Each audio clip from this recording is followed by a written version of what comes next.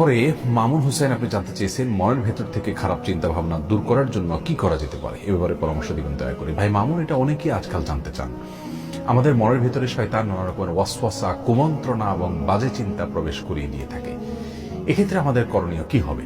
আসলে মনের ভেতরে যখন কোনো বাজে চিন্তা আসে তখন আমাদের ইবাদতে যে ধ্যানমগ্নতা সেটাতে ব্যাঘাত সৃষ্টি হয়।